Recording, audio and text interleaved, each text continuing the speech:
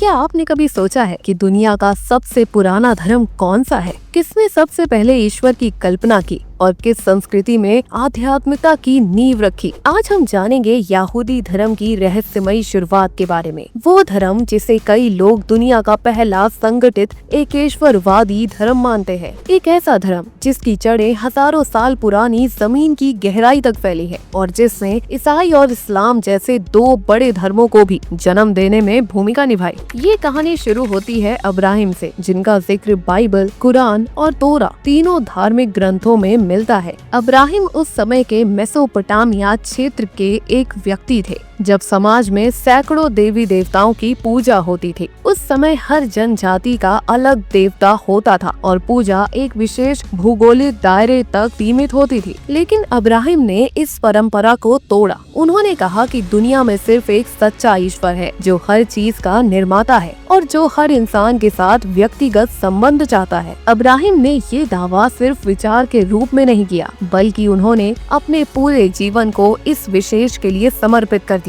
उन्होंने अपने घर, अपनी जमीन और अपनी पूरी सामाजिक पहचान को त्याग कर उस दिशा में चलना शुरू किया जहां ईश्वर ने उन्हें बुलाया। यह उनकी आस्था की पराकाष्ठा थी कि उन्होंने अपने बेटों को भी बलिदान करने के लिए तैयार हो गए अगर ईश्वर की यही इच्छा थी। यह घटना, जिसे अब्राहिम बलिदान कहा जाता है, आज भी यहूदी, ईसाई और मुसलमान तीनों धर्मों में अत्यंत महत्व रखती है। अब्राहिम के पुत्र इसहाक और उनके पुत्र याकूब, जिनका नाम बाद में इजराइल पड़ा, उन्होंने इस परंपरा को आगे बढ़ाया। याकूब के 12 पुत्रों से बनी इजराइल की 12 जातियां, जो बाद में एक समुदाय में संगठित हुई। लेकिन उनका सफर आसान नहीं था। एक समय ऐसा आया जब ये सभी मिस्र में जाकर बस गए और वहाँ की सत्ता के अधीन गुलाम बना लिए गए। सैकड़ों वर्षों की गुलामी के बाद उन्हें मुक्ति दिलाई मूसा नामक महापुरुष ने, जो यहूदी इतिहास में सबसे बड़े पैगंबर माने जाते हैं। मूसा ने मिस्र के फिरौन से टक्कर ली और यहूदियों को लाल समुद्र पार करके नए जीवन की ओर ले गए। इस यात्रा को एग्जोड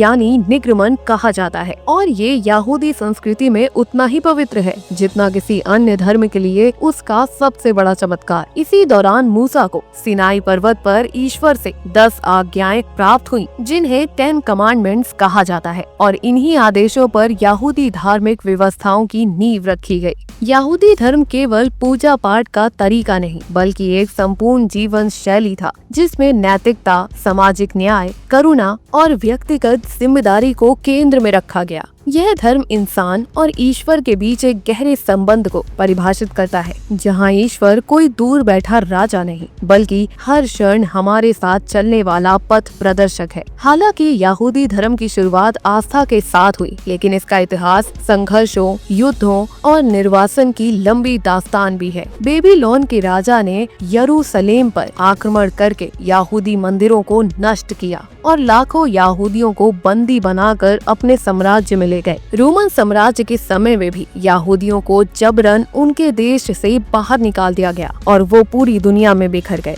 लेकिन सबसे अद्भुत बात ये रही कि इतने अत्याचारों के बावजूद उन्होंने अपनी पहचान, अपनी भाषा और अपने धर्म को जीवित रखा। यहूदी धर्म का मुख्य ग्रंथ है तोरा, जिसमें ईश्वर के आदेश, जीवन की शिक्षाएं और यहूदी इतिहास की प्रमुख घटनाएं दर्ज हैं। तोरा को पढ़ना और उसका अध्ययन करना यहूदी जीवन का अभिन्न हिस्सा है। समय के साथ रबियों यानी यहूदी गुरुओं ने इसकी व्याख्या की और तालमुद नामक ग्रंथ बनाया, जिसमें जीवन के हर पहलू पर विस्तार से चर्चा की गई है। आज भी यहूदी धर्म विश्व भर में फैले करीब 1.5 करोड़ अनुयायियों द्वारा पालन किया जाता है। लेकिन इससे भी अधिक महत्वपूर्ण बात ये है कि ईसाई धर्म और इस्लाम धर्म दोनों ही यहूदी परंपरा से निकले हैं। ईसा मसीह स्वयं यहूदी थे और इस्लाम में माने जाने वाले कई पैगंबर जैसे अब्राहिम, मूसा और दाऊद सभी यहूदी इतिहास से जुड़ी हस्तियां हैं। इस तरह अगर हम धर्मों की जड़ों में झांके तो हमें समझ आता है कि यहूदी धर्म केवल एक धर्म व्यवस्था नहीं, बल्कि मानव सभ्यता की आध्यात्मिक यात्रा की शुरुआत है। यह धर्म हजारों वर्षों के संघर्ष, बलिदान और उम्मीदों की गाथा है। एक ऐसा धर्म जिसने 3 महादेशों, अनगिनत युद्धों और अनेक पीढ़ियों को जोड़ने का काम किया। यहूदी धर्म की कहानी हमें याद दिलाती है कि जब आस्था सच्ची हो तो वह समय की किसी भी परीक्षा में टिक सकती है। वीडियो के आखिर में आपसे गुजारिश है, अगर आपको ये वीडियो पसंद आया हो तो इसे लाइक करें और शेयर जरूर करें और ऐसी ही दिलचस्प और ऐतिहासिक वीडियो के लिए हमारे चैनल माइटी हिस्ट्री को सब्सक्राइब करना ना भूलें। धन्यवाद।